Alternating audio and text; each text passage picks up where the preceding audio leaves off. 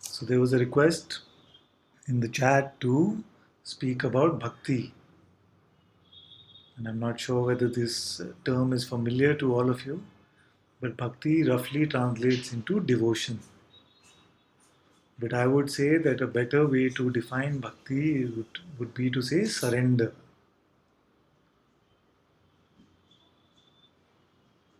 See, surrender.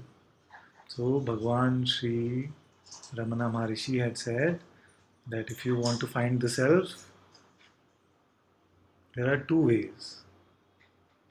One is to surrender, and the second is to inquire about your true nature. Both lead to the same goal. Both can lead to the complete realization of your true self. This self realization which all of us are seeking.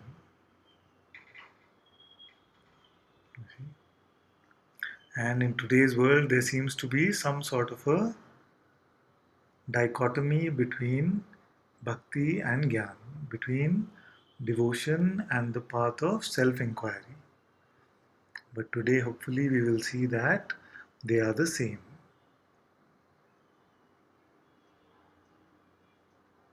They are ultimately the same. And we can look at how this is.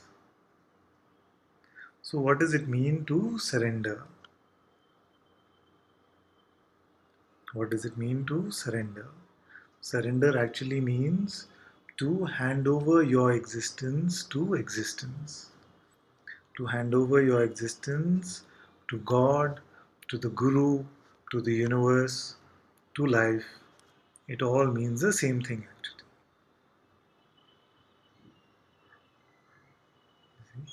So when we say that I hand over or I surrender to you completely, let thy will be done. You see? So let thy will be done is a beautiful start. Is a beautiful start to complete surrender. You see? But today it is coming up to say that although it is a beautiful start, maybe in this statement also there is a need for some completion. What could be the completion of such a beautiful statement? Let thy will alone be done. Maybe the completion needed here would be to say that you are now also the experiencer. If you are the doer, then you must also now be the experiencer as well. Because to say that you are the doer and yet I am the experiencer is only half surrender.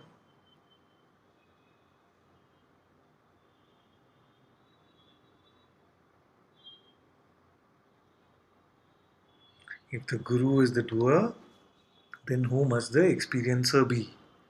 Can there be any distance or difference between the doer and the experiencer? If consciousness is the doer, then consciousness itself must be the experiencer, isn't it?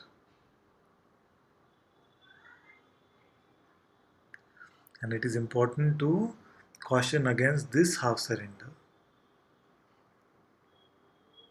Because when we see that this is only half surrender, then we will not have these kind of concepts like, why does God always do this to me? I am such a good person, why do I always have to face this suffering?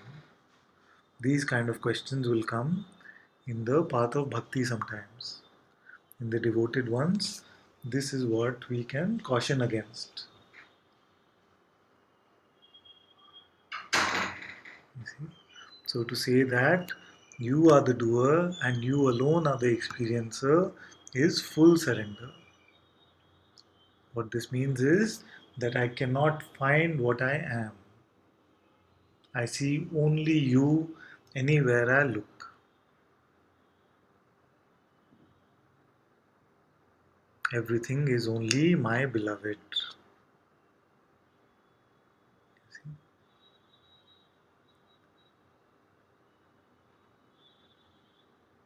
And this devotion must always be accompanied by the presence of love.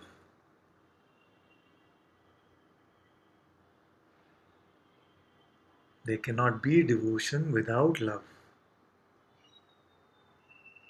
And we find that so much love is present here. And when love is present, then fear cannot exist. Love and fear are opposites.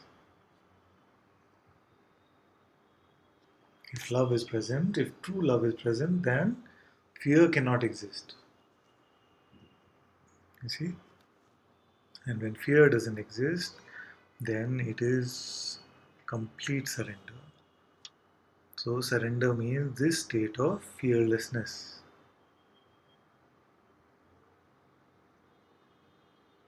That whatever existence has in store for me is completely fine.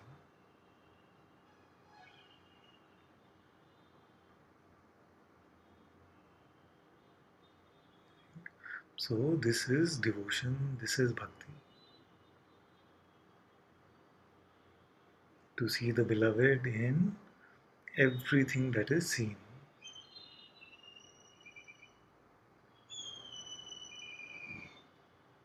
This is devotion. See? So then, ultimately, at the end of this seeming journey, at the end of the seeming journey, you will see that the seeing and the seen are not separate. That I and my beloved were never separate. There is no distinguishing line left now between me and the beloved one. And this is oneness, this is Gyan. See? So, what happens is that the fruit or the prasad of this devotion, this surrender, is to attain the Gyan of true self knowledge as well.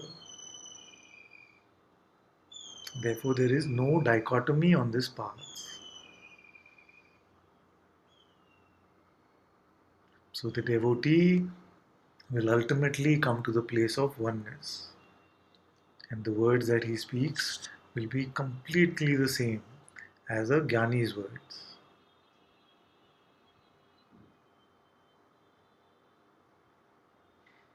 Because now he has seen the truth.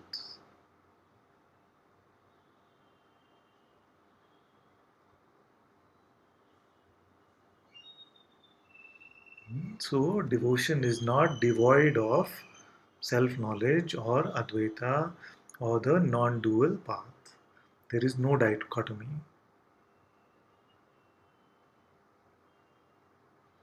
In the same way, the ones who are temperamentally more inclined towards searching or inquiry or knowledge, then they come to the same conclusion that there is no difference between the seeing and the seen. That ultimately awareness and consciousness are one. And resting in this awareness, it is not possible to be in this awareness without the presence arising of love and devotion. This surrender then automatically arises for the Jnani as well. So then it can be said that this devotion, this surrender, is the fruit or the prasad of the Jnani. He is not left without this pure love.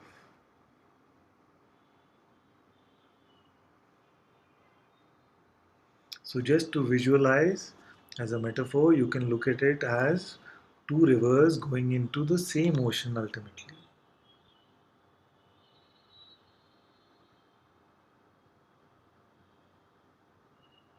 Going into the same ocean of true understanding, true self realization, truly what you really are.